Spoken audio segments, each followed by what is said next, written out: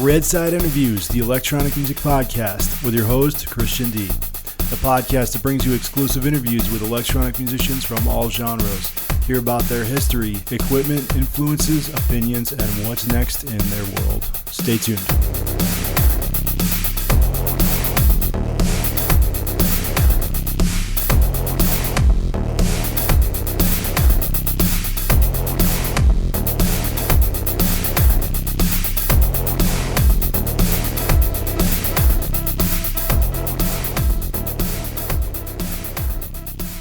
All right, show number 6 or 7 or 8. I don't know. So I got AK on the line. What's up, man? What's up, dude? Good to meet you. Meet you too. So he approached me about this podcast because he knows Albino 9, one of my earlier guests, and wants to talk about his music. So I checked out his stuff. You have a big YouTube presence, I've noticed. I do. A lot of stuff about Ableton, which I think we're going to dive into pretty heavy here in a minute. Yeah. All right. So what's up, man? You tell me, what is AK? Where does it come from? Who are you?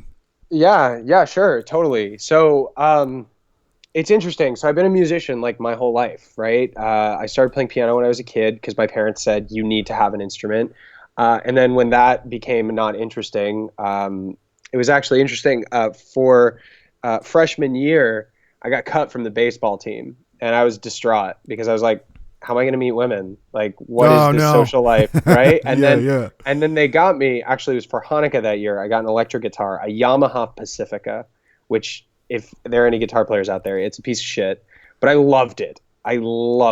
What year was this? 1999. Okay. So I was like 12 or 13 years old. Okay. 14 years old.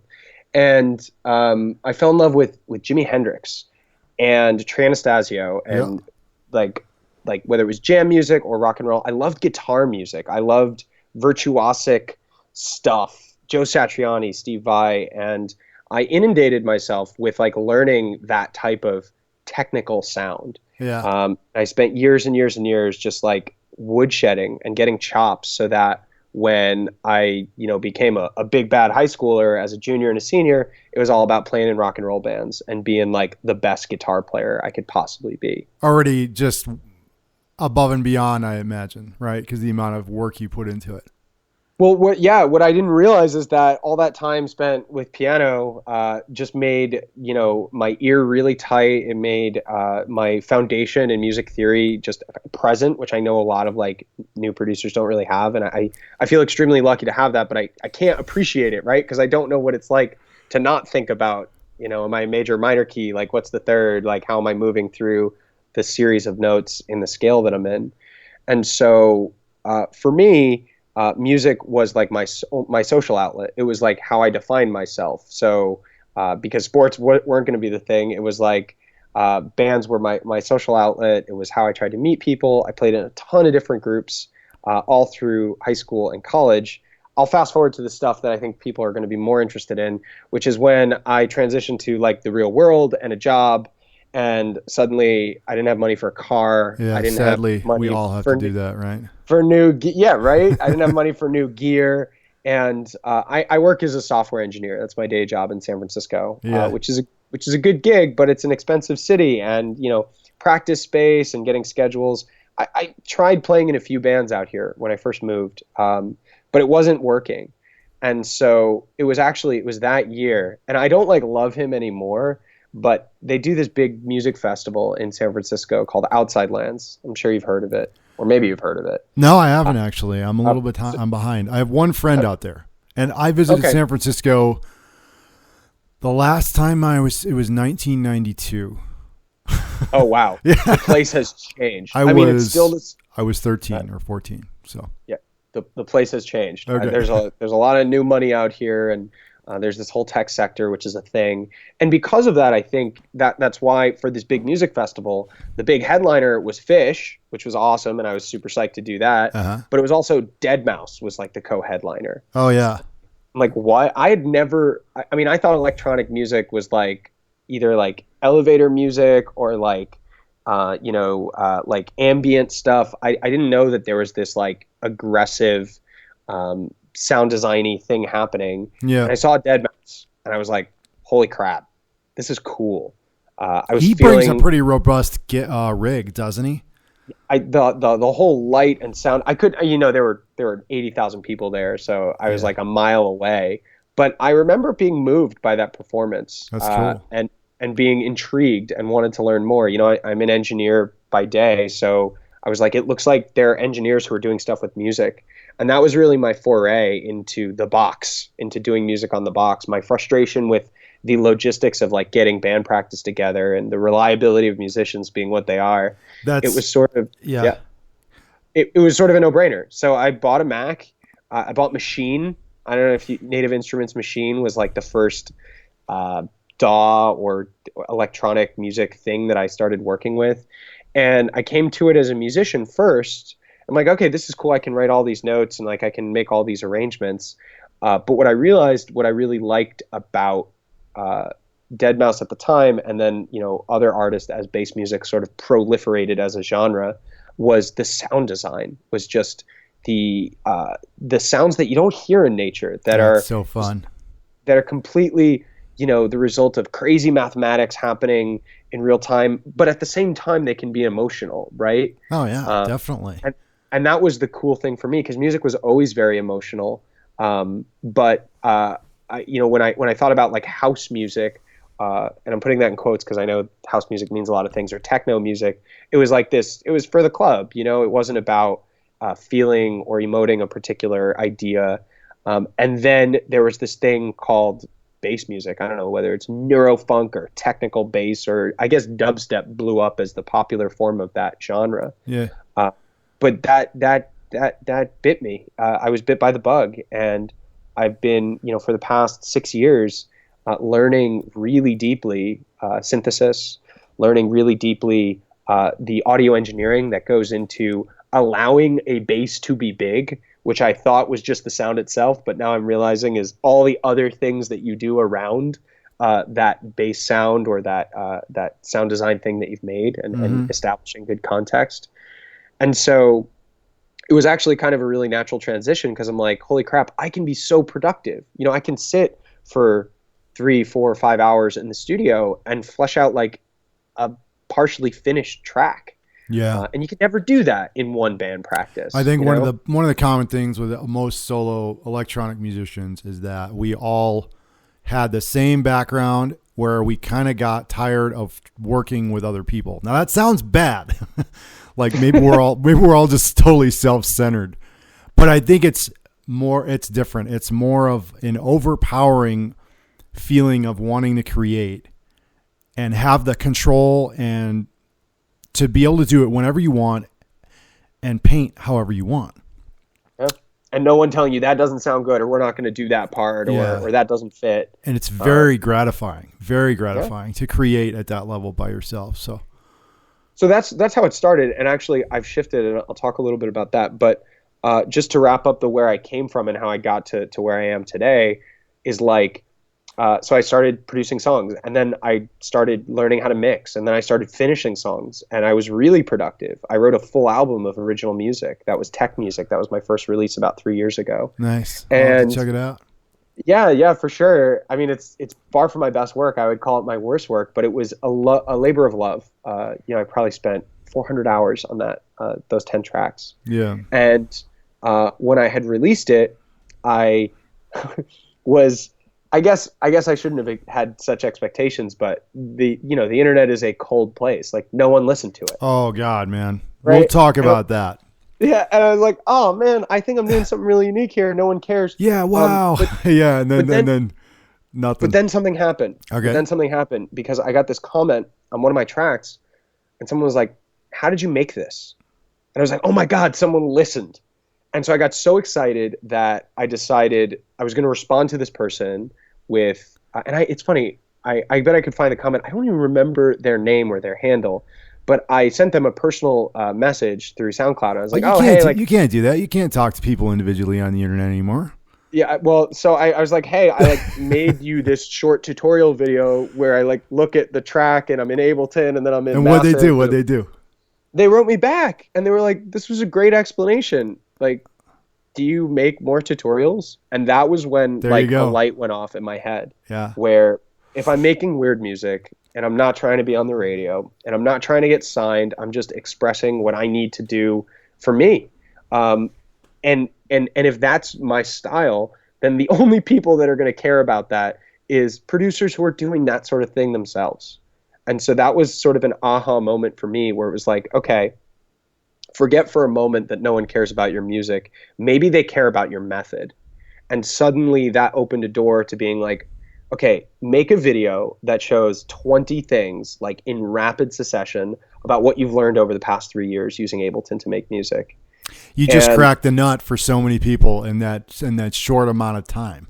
Yeah, that was the key, at least to the YouTube following. And it's not crazy. Like I think I have like 15,000 subscribers and tons of regular posters, which is great. That's great. But I made this video, 20 workflow tips in Ableton Live, and I tried to make this video according to all the things that I thought was wrong with every other tutorial video I had ever seen. So I tried not to excessively ramble. I scripted it ahead of time. I had all my examples mapped out.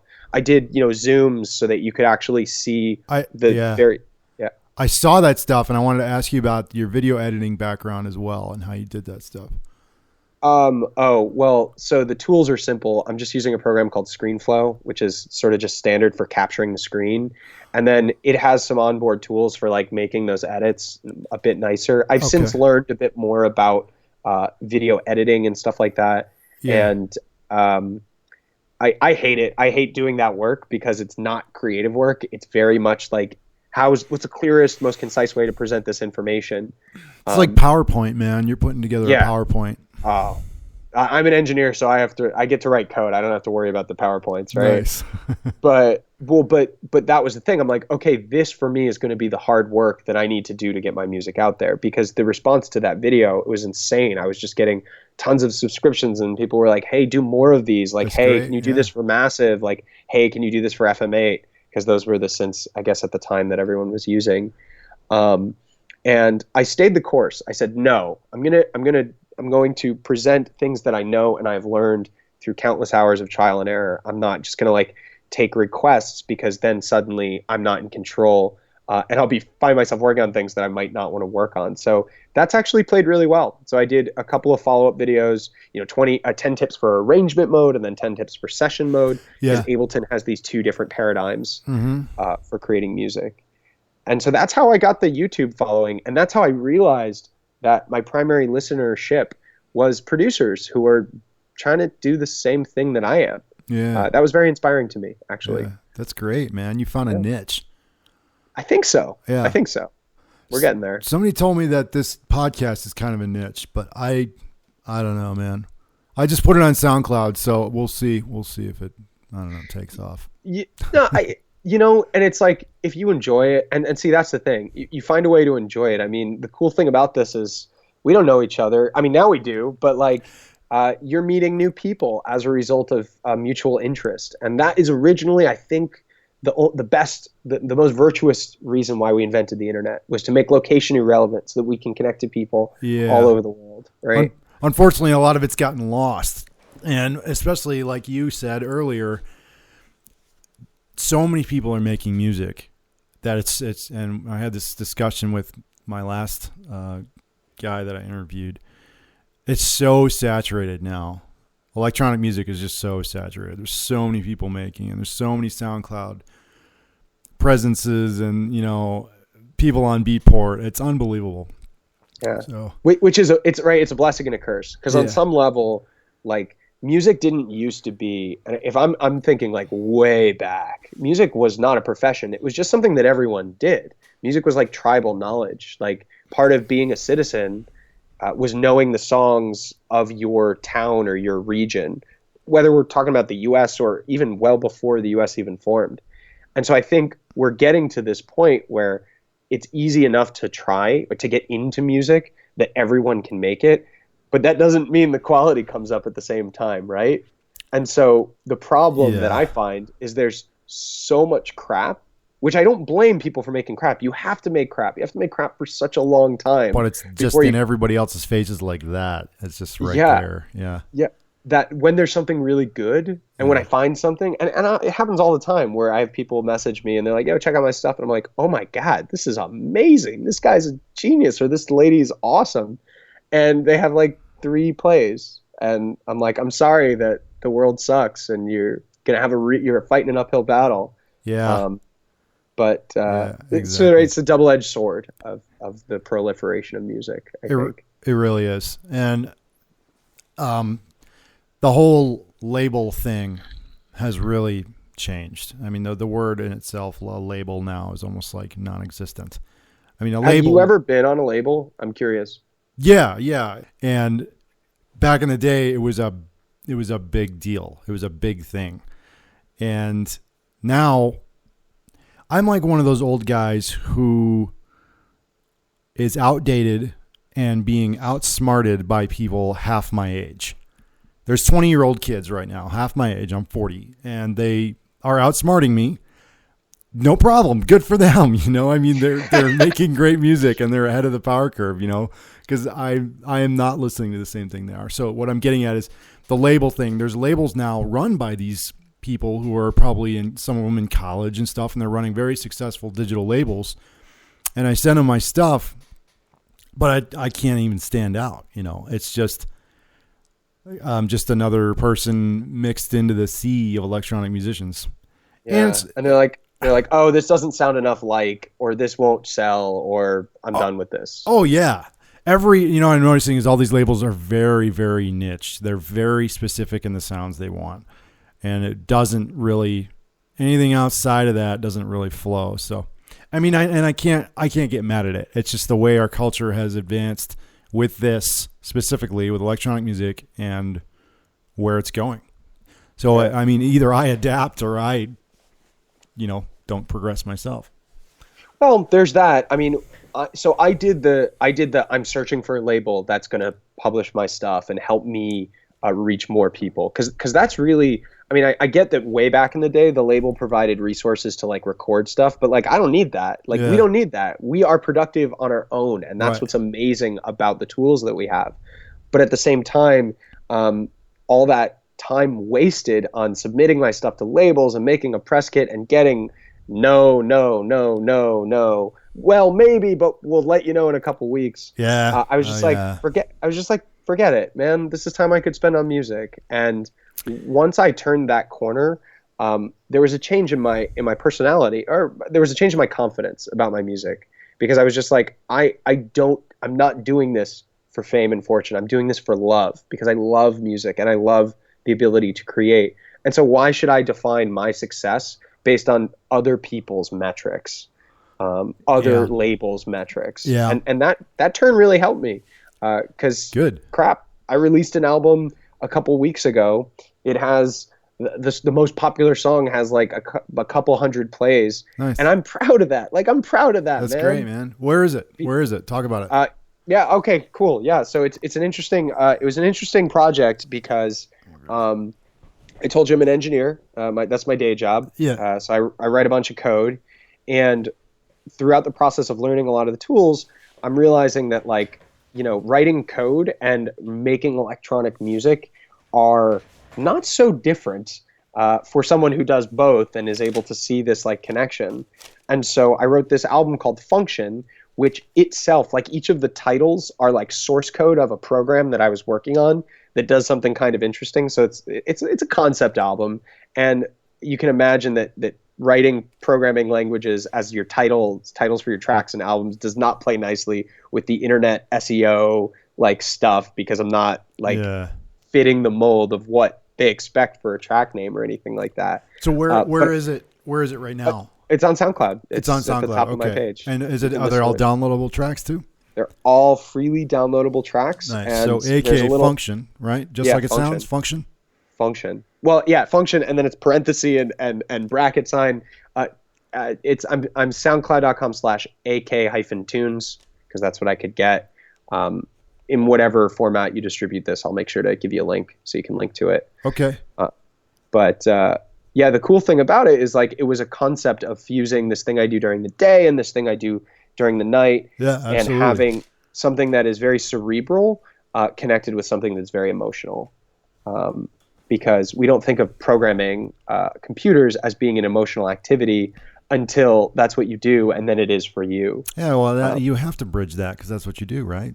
So you have to. Well, that's what I'm trying to do. Yeah, that's what I'm trying to do. Cool, man.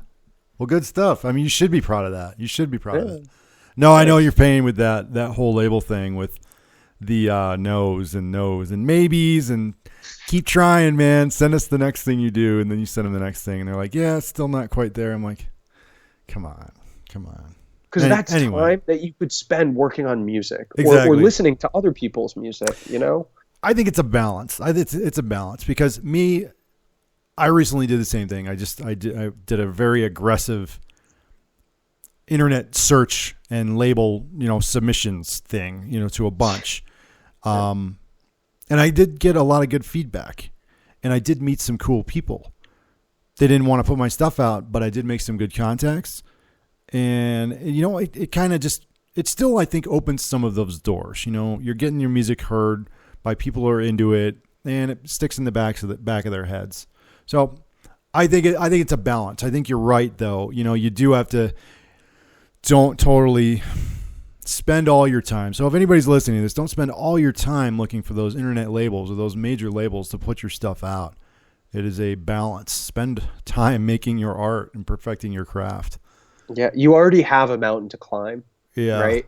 Why give yourself two mountains to climb? And it's funny too because, I've watched a handful of interviews with the real famous folks, Deadmau5 and Skrillex, and they always say like, do you. Don't worry about what everyone else thinks, because the innovators in every field, and not just in art, not just in music, in every field, they just were doing what they were interested in, and they stumbled on something unique, and everyone who made something unique happen had to break with what was before them. I find that to be inspiring. Right.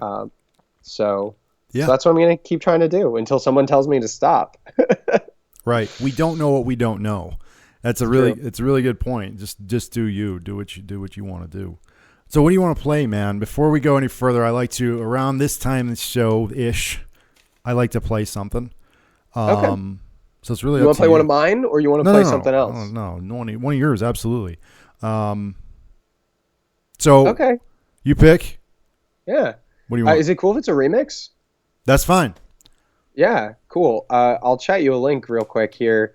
I'm gonna send you a remix just because there's one producer in particular who really, really has inspired me to find my own sound.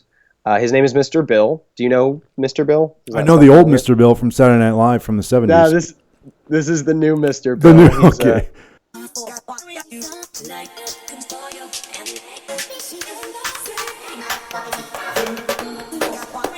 Type.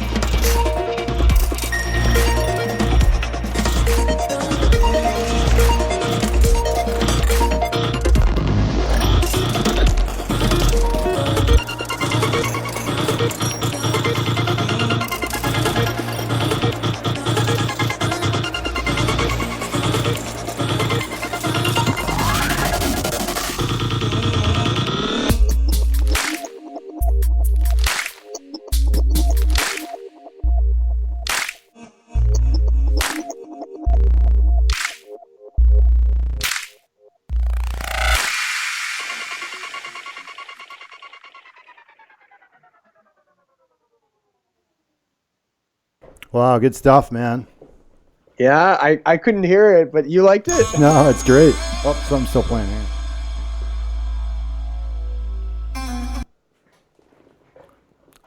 I still have trouble navigating SoundCloud. No worries. No, great work, man. Cool. I still hear when I noticed about your stuff as soon as I start listening to it, and especially somebody who works in Ableton, is where my stuff sounds like 90s techno. I never left the 90s. So I'm at the peak of 90s music. Sick. Well, hey man, if that's you, like, do that and own it and crush it. I can't, like, the stuff I use, the tools in my studio and the software I use, I can't replicate some of the sounds that you do. I can't do it. I don't know Ableton, and so tell me, how does some of that stuff happening, like that triggered gating with the vocals and how the vocals are mixed into synth lines? Explain some of that stuff. Yeah, sure, totally. So, as an engineer, I use a lot of like custom things that I built to make sound. So not just traditional like VST synthesizers. I often will start with like a VST sound and like run that and play that out and write that, get it out of MIDI and get it into an audio sample. And then what I love about Ableton is its seamless ability to zoom in really, really close and do like really intense micro edits. And that is how I get a lot of my glitchy sound, is like, I'll be like, okay, I have this bass line and I have these 10 acapella R&B tracks, for example. You heard some of the glitchy vocals in there. And then I have the synth line. I'm going to do everything I can on like a micro level. Like we're talking like I'm looking at the individual audio frames and trying to make it into what sounds like a single instrument, sometimes successfully, sometimes unsuccessfully. Oh yeah, but I hear you. But do you sort of hear that in the music where it's like this, the end of the breath on the vocal leads into the attack of the bass? Yep. Yeah. I do similar edits, but probably not as intricate. Well, and so once I get to that level of intricacy, and Ableton has a good way of like grouping a bunch of audio tracks. You can have like 20 audio tracks in a single group in a bus, basically. So once I do that, I then resample that whole thing as its own piece of audio. So now it's one track. And then that becomes one track, and then I'll do it again, sometimes with a whole nother glitch pattern that I manifested. And I find that as you go through these generations of resampling, what you get is not just glitch micro edits, but you get these artifacts that happen from, like you say, like gating the sound and cutting off the sample in the middle and not letting it get back to that zero crossing. That's the best part. Right. When done in isolation, that creates clicking, and that doesn't help your track. But when done as an aesthetic style, I really feel like the thing I love about glitch music is I feel like it's this aesthetic of failure where we're overdriving the machine, like distortion overdrives the amp. We're like overloading how much we can pack into a single sound. Oh yeah. And I love that. I call my music maximalism. No one knows what the hell that means, but you hear it and you're like, oh, that guy likes all the things all the time at once. So, and yeah. Sorry, go ahead. Well, I would say that is, again, a double-edged sword in my methodology, because I fall in love with these little pieces of audio that you don't even really hear because you hear it as a continuous track playing. But I have these, what I call my darlings, that I need to let go of to achieve a balanced mix. So the more complexity you introduce, the harder it is to then mix the thing. Yeah. And I often have to do that whole process again of just bussing everything, being like, it doesn't matter if it took 100 tracks. to Yeah. build this bass patch, Yeah. it's going to go down into a single piece of audio. Yeah. And so that's what I'm trying to really refine in my sound now. Yeah. Um, yeah. No, that's cool. That's a really cool process.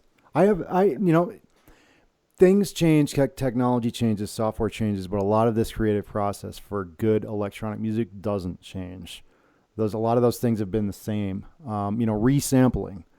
Yeah. Resampling started when people started sampling the main outs of their samplers.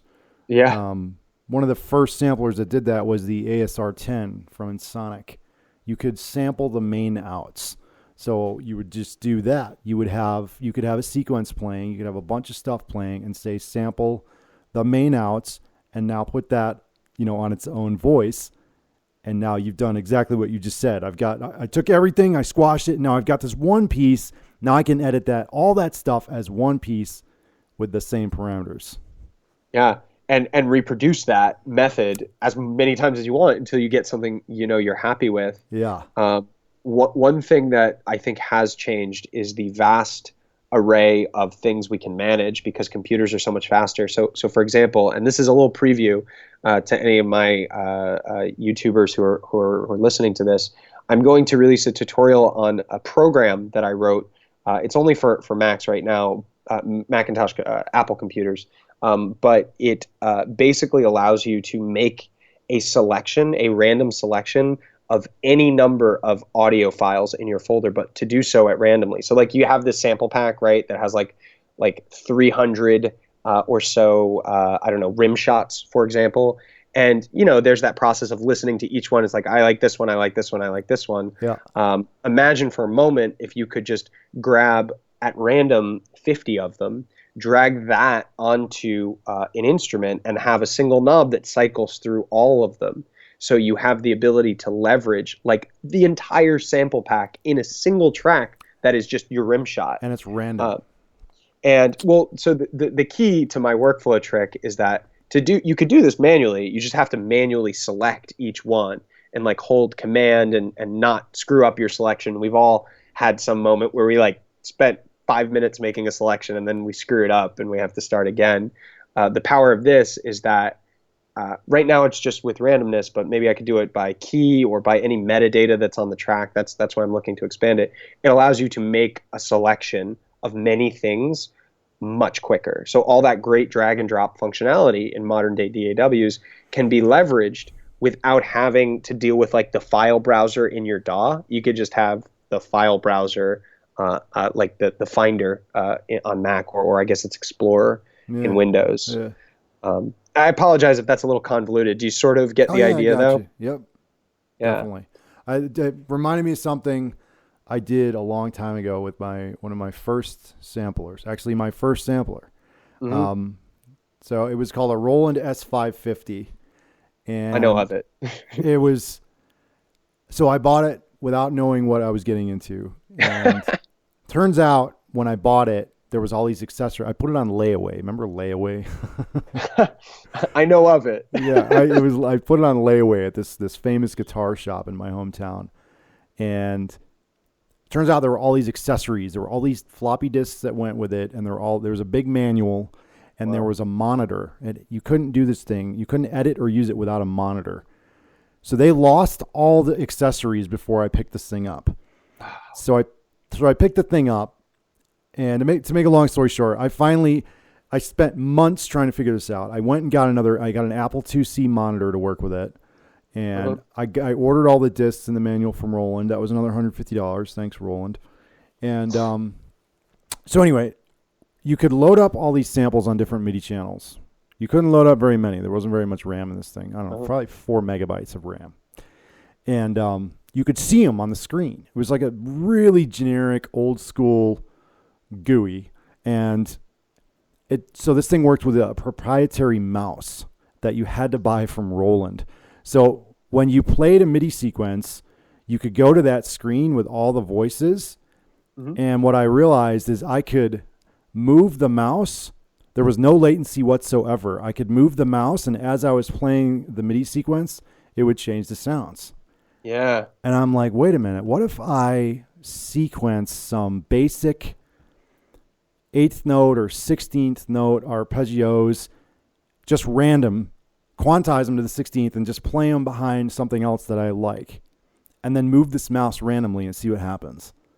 So that's why what you said reminded me of that. I was like abusing the function of this thing, but I was getting a randomness that I wouldn't normally program. That is exactly what I'm talking about when I say the aesthetic of failure. You're deliberately causing the thing to fail, and in so doing, achieving something that is unique, that you came up with, that no one else knows how to do. Yeah. Unless you tell them and you make tutorial videos and show them how. But yeah. Right. So my first album was I did that on one of the tracks. So I'll send you that track, and you'll hear it in there, and you'll hear the randomness and be like, okay, that's it. So yeah, that's similar things though. I used to drive my equipment to the point of failure, drive it in ways that it wasn't supposed to be used, and you would just figure out some wacky stuff. Yeah. So the modern day equivalent of doing something like that, and this is a technique that I've documented a bunch, and it's not originally my idea, but you write like something in MIDI, and it's going through a VST. With plugins nowadays, like you said, the latency is so good that you can actually like flick through the presets. You can manually just change presets, and when you hit that up and down arrow, it catches on the new sound. And so what you get, rather than just one sound, is this mosaic almost of all these sounds you're flicking through. And of course, 90% of the time it sounds like crap, but there are little bits of amazingness where you would never think of, like doing a square lead that goes 2 octaves down and swings because of the envelope catching up to when you pressed the preset change button. Yeah. And so you start to do things like map that to a controller, so you can like do cool arcade stuff and have you're breaking your synth. You're using it in a way that was not intended to be used, but in so doing, making something that is cool. I keep coming back to this term, this aesthetic of failure, that I think when done well and tastefully, it's the best. That's my favorite. That's what I like. Yeah. Oh yeah. Right. I'm sure it's endless. No matter what they come up with, people like you and I are still going to find ways to break it and make cool noise with it. That's what I do. People think software engineers, like, they build stuff. We just break stuff all day. It's awesome. It's awesome, man. Let me see what else. There was I did it also. So my first another sampler I had was called the EPS, the Ensoniq Performance Sampler. Uh-huh. And that thing, it was a keyboard, so I had the keyboard version, and it was like, I think 2 megs of RAM, maybe 3 or 4. No, it was either 2 or 4. So this thing had a really, the truncate function. The truncate function is still present in every audio editing feature of anything. So on samplers, It used to be there was no, on this little graphical user interface of this thing, you couldn't see it. They weren't advanced enough to show you the wave at that time. So you just listened. So you'd play the key and you'd have the start point and the end point. Mm. You'd play the key, be like, okay, there's the beginning. Okay, I trim the silence and I trim the end. I figured out something really weird with that thing. So tell me. I don't know how I did it. It was I did a couple tracks with them too. They are just disgusting, weird stuff. I'll play it for you. Please. So when you went to the end, if you truncated all the way from the start point to the end point, where the samples meet, right? Yeah. And you held the key, it would cycle through all of the samples that were loaded up in the memory in some random, indistinguishable way that I never could figure out. But it would also play this extremely high-pitched sound that was ear piercing, and I couldn't edit it out. I was never smart enough with frequency ranges to edit this thing out. I think I tried, and I may have been successful. I don't know. So anyway, I came up with just the weirdest stuff, man, because I was cycling through all the samples, and it would play them in random pitches in random order, and it was just weird, awkward stuff. So. Well, and actually that's super cool, and that actually brings to mind something that is sort of like a production tip that I would share that really improved my sound design. Is if you're going to do stuff like this and you're going to break stuff, you're going to get most of your stuff is going to sound like crap. You're only going to use 5%, maybe even less of all the audio that you make. And so there's this process that you need to do. I mean, you don't need to do it each time you resample, but if you're going to put this glitchy madness into a track, there's this subtractive stuff that you got to do to clean it up. You got to get rid of that hiss. You got to figure out how to do it. Yeah. And so now when I drop an EQ in a track, unless I'm straight up doing a final mixdown, I am never, ever boosting frequency ranges. And because the spectrum is relative, on some level, boosting a frequency range is actually almost identical on digital gear to subtracting all the frequency ranges around that thing. It's almost like if you imagine a high shelf in one spot and then imagine a low shelf in the inverse of that spot. There isn't an actual change to the sound and timbre, except that you're starting to pull out the crap, the hissing or the grossness. And so as a general rule of thumb, whenever I'm doing EQing in like the sound design stage, pretty much anything other than the mixing stage, I'm always subtracting, always using notches and stuff. And that has really improved the quality of that 6th, 7th generation resampling stuff that I end up with. Yeah. And you know, maybe you couldn't get rid of the hiss, but as a general rule of thumb, when I watch other producers who I'd really admire do stuff, it seems like that's just something that they intuitively have done. I mean, you see people boost stuff, and I'm not saying that this is a rule that is never meant to be broken, but particularly when you're in the whack making stuff for the sake of sound and hoping to use it later, I find that thinking about your EQing as subtractive almost exclusively is just a really helpful mindset to be in. Yeah. If that makes sense. No, that's cool. I spent years, I screwed up, and I spent years and years and years mixing on headphones. I didn't realize for the longest time the mistake I was making. Yeah. And finally stopped. Did you have like neighbors, or did you just not have good monitors that you could afford? Or I did, but like... I just always lived in apartments and stuff when I was in my 20s. Yeah. So, you know, like blasting stuff. And then I just got into a habit of it. I loved the Sony 7506 headphones that have been around for probably 30 years, if not longer.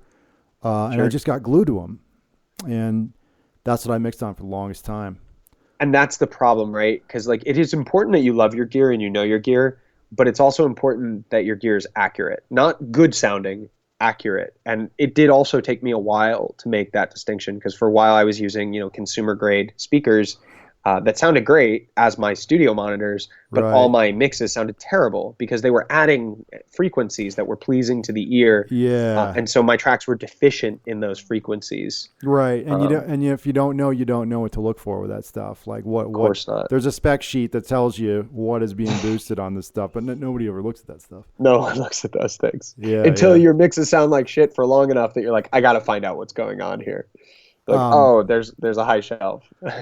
You know what I ignored for a long time too, and was compression. Really? Yeah, I ignored it for a long time. The only time I would use compression, it was in my post-production phase when I would actually do my mastering on a stereo editor. That's the only time I would use compression. And now I abuse compression because I wanted to crack the nut on abusing it. So I'm like, why are some of these really big artists, they make these tracks that breathe in a way that they're not supposed to breathe, and it's sick. It's a really cool sound. So now I have stuff that is just squashed beyond belief, and I don't care. That's how I want to do it, and that's how it's gonna. So. So no, I hear you. I definitely hear you. Compression is an interesting one because I feel like the typical use and abuse that you hear now is just the pumping sidechain compression that everyone's wild about. And I actually, some might be surprised to learn, I do not use sidechain compression in a typical use case there on a single one of my tracks. For that sort of pumping effect, I actually use in Ableton, it's called Utility, but it's just a gain staging plugin where you have a volume slider and you can automate it. And I actually will pencil in using automation every single volume change that I want my sub bass or I want my mid basses to do, because I love that level of control that I like. I want this curve to be I want this to be a straight line. I want the next one to be curved, and then I want the third one to be curved at a different angle. And those type of settings, that flexible envelope is impossible to dial in with a compressor, because you get one ratio and you get one threshold. Maybe there are more advanced compressors out there. But what I find to be the most useful thing about compression is exactly like you said, abusing it and like getting it to oversample the audio and to add artifacts, but then to use either clever tricks to get a dry signal through, or just use the dry wet knob on the compressor. I guess this is called parallel compression, but I actually find that there's this great thing that happens when you have your squash sound that's there, but it is mixed in at a level of precision with the original signal itself. Oh yeah, okay. And so not all compressors will have a dry wet knob, because that's not necessarily a common use case. But that for me is what sort of cracked the nut, like you said, on compression. That and one other thing which I'll share, it really matters the order that you dial the settings in. It's almost like cracking a safe, where you're like, oh yeah, you start with the threshold, then you move on to the ratio. This is my personal workflow. You start with the threshold, then you move on to the ratio, then you move on to the attack, then maybe you touch the release, but only maybe if you're not happy with the natural release that usually comes default. And only then, when you have your quiet sound, do you crank up the gain at the end. But when I do that, I'm very careful to A/B it so that I'm not actually adding volume, because that's the problem with compression. It's not easy to use, man. It's not. You make it louder and it sounds better, and you're like, shit, I'm done. Yeah, but then you've destroyed the dynamics in your track. Yep. You need to. Yeah. You can use it absolutely wrong, and it can ruin your track in a second. And no, I agree. I was looking at my compressor as you were saying that, and I was like, oh, it's laid out exactly like he's saying. Well, anyway. I mean, with that's and maybe you'll have a different order, but the point is, I think actually the real point is that if you're going to use a tool and you're making a conscious choice that this plugin or this outboard effect is what I want, you should have a method for using that tool, in order of operations that you're going to adjust things, because otherwise you're sort of just randomly twisting knobs, which is a good way to learn, and that's how I learned, but it's not a good way to be productive. Yeah, well, especially with compression. I think that's for the longest time that's why I stayed away from it, because it wasn't something I could tweak in a fun way. It was just something I needed to tweak and learn for a productive way.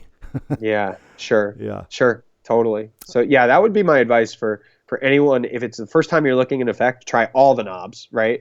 And then if it's the 1 millionth time you're using effect and you don't have a method to like dial in a setting, you should think about your methodology and just come up with one. Yeah. Right. So when I write now, my main mix of this big mixer is straight in. So everything is written with the compression on. Interesting. Yep. And I do have another digital compressor too, but I stopped using it because I started to just hate it. Outboard digital compression oftentimes just doesn't sound very good. Well, are you having latency problems or? No, I had some like digital clipping internal workings of the thing problem. It's this. Yeah. So I just turned it off. I'm like, all right, I'm going to stop using it. Because that was plugged into like separate tracks on the mixer, and then I just stopped. So I just have, on the main mix, man. So like I can talk a little bit about gear. I know like you're clearly a gear guy, and you probably know a lot I do. I'm a little behind the times. I mean, if you want to talk 1999, yeah, sure. I mean, I don't. So like I try to embrace this minimalist. My style is maximalism, so my workflow's got to be minimalist. Otherwise, there's just too much stuff to keep track of. Oh yeah. But I can't afford expensive, fancy hardware as much as I would like it. So I've sort of learned to adapt with what I have. And I would say I have, besides the computer and the monitor and my KRK8s, which I know are big and boomy, but I like them and I know them. Is that what you have right there? Yeah, I've got Rocket 6s right in front of me. Yeah, dope. My neighbors don't appreciate them, but they can live with it for now until I move. So I keep pretty minimalist stuff on the desk, right? I have a keyboard, I have a mouse I really like, but there are three pieces of gear which are just instrumental to my workflow. No pun intended. That was lame. The first is a new device by, I don't know who the company is. It's called Knob. Anyone who like wants a minimalist setup should check this out. It's just NOB. And their idea was to make a really good knob, one knob that's just a really nice dial. It feels really good. And the key here is that it's not a MIDI controller like you would expect from a piece of gear like this. It is actually interpreted by the computer as a mouse. So it works on every system. And what it's designed to do is give you extremely fine control. And there are settings that you can dial as to how fine you want the control to be. But for making really subtle mouse movements. And the reason I loved it is because in Ableton, I can just click on anything and then move my one knob and it's moving that thing. So I don't have to actually do a ton of assignment, which is a huge pain in the butt. So like, for instance, when I'm dialing in a compressor, it's like I click the threshold and then I have really fine control over just that one knob and I can work on one thing at a time. And it doesn't have all these buttons and all these gadgets. It's a really cool piece of gear. It was a Kickstarter project that I funded and was just delighted to get.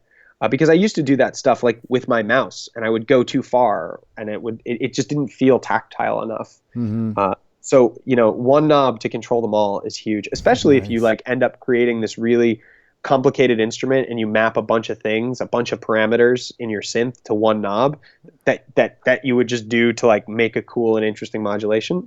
Then I have that one knob that I can just turn in time. And it's really revolutionized the simplicity of my desk. Because before I had like a crappy, what was it? It was like a Korg micro control. No, yeah, it was one of those Korg cheapies that has a bunch of tiny keys. Little plastic knobs. Yeah, because I was like, and I was like using one knob and one fader. I was like, this is wasting a ton of real estate. So huge fan of that. Everyone should check that out who's interested. And then Knob. And then the other piece of gear I use that I love is it's by a company called DJ Tech Tools in San Francisco.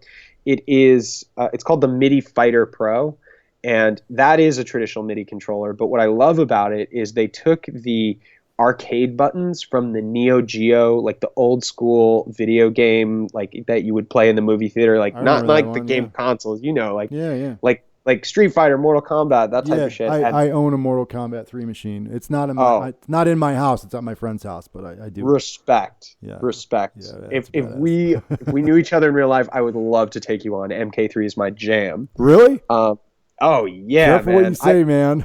I would run kids at the movie theater when I was in grade school. Oh man, we used to. Sorry, you got me on a side note. No, tell me. We went when MK2 came out. We mastered it, and we did the same thing. We would run tournaments, me and my friend, and then MK3 came out, and we just went crazy for it and just played that thing to death. But I would ask for movie money from my parents when I was like 11, and I would go and I would turn it all into quarters, and I would just crush Mortal Kombat for like 3 or 4 hours. Yeah, so we found one a few years ago. This is a while ago now. God, it's 13 years ago now, but we found one for $600 in Canada. That's a steal. We drove up with a pickup truck and bought it and brought it back to his apartment. Fully functional? Yeah, fully functional, and we vowed never to get rid of it. And we're just like, we'll just keep this thing. That's sick. And we played it every time we get together. We play it like at New Year's or whatever. Right. Well, so naturally, it's funny. I'm not a drummer. It's the thing I most deeply regret about my musical talents. I'm so happy to have theory, and I'm so happy to have this good melodic sense. And I have rhythm, but I don't have like the drummer coordination that I think is so necessary for a lot of these pad type devices that you play and get interesting rhythms on. But what I do have is that muscle memory from playing video games. Yeah. And so the reason I love this piece of gear is those buttons feel familiar.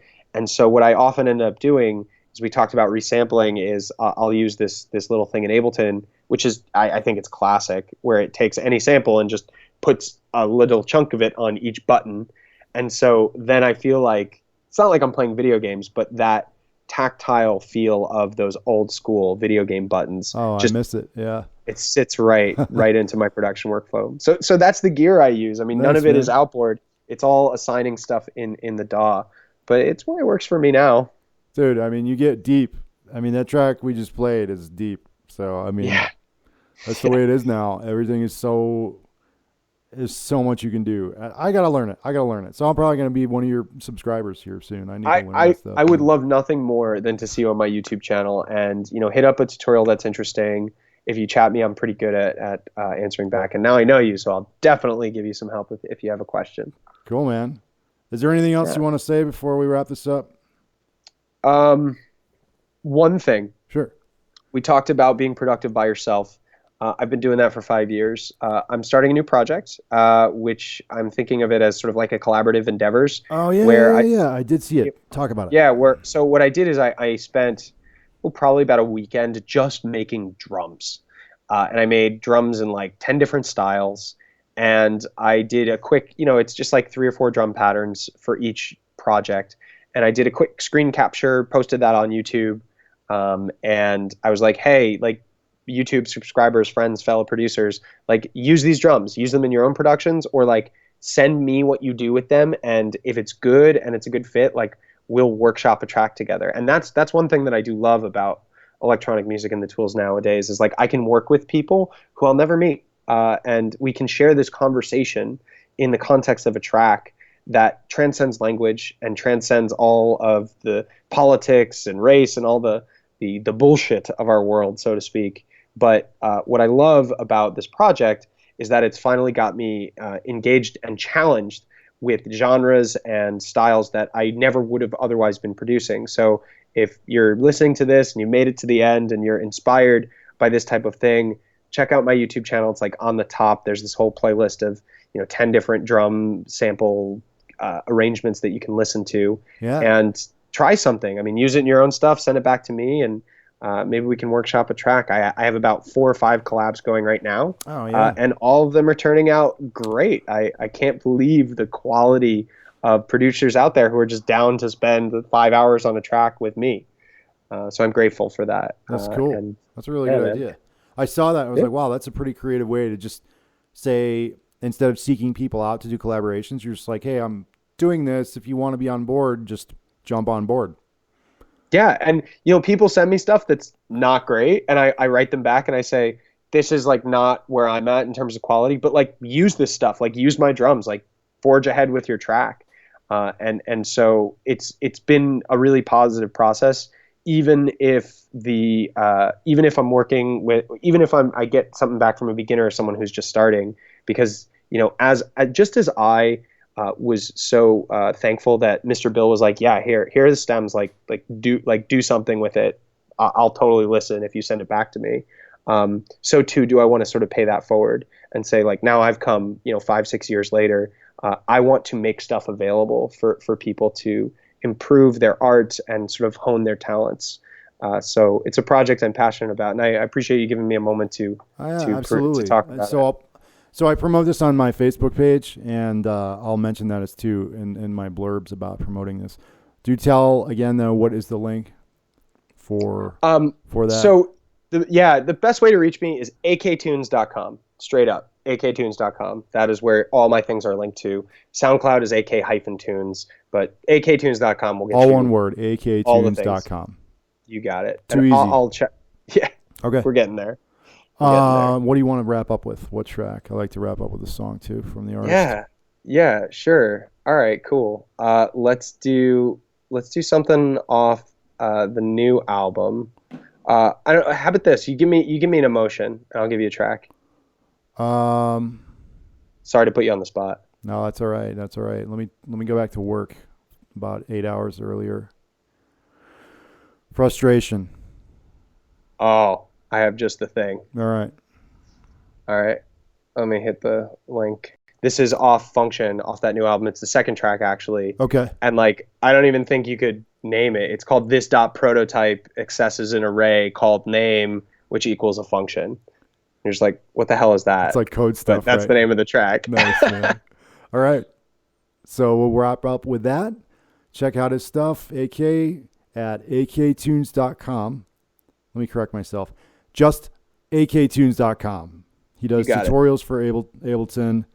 He does a bunch of collab stuff right now on YouTube. Great stuff, great artist. Listen to him. And if you want to talk to him, I'll put his email. Is that cool? Can I put your email in the totally. link? aktunesofficial@gmail.com. There you go. That'll be in the link as well. And if you have anything else you want to talk about with him or me, you can email us. And this is where I am all the time. All right. Red Side Interviews. Thank you. See you, man. Thanks. Thank you so much.